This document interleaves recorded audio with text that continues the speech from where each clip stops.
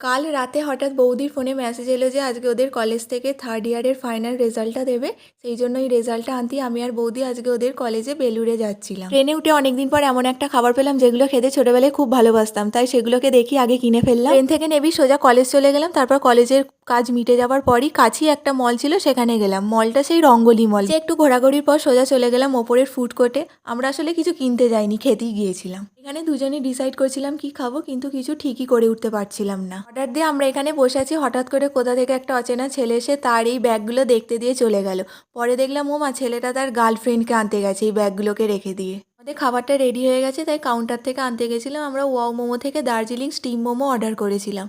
এখানে বৌদি এসে চেয়ারটা এত ভারী ঠেলে সরাতেই পারছিল না। মোটা যেমন সফট ছিল তেমনই চিকেনের স্টাফিংয়ে পুরো ভর্তি ছিল।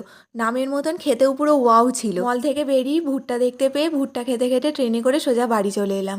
বাই।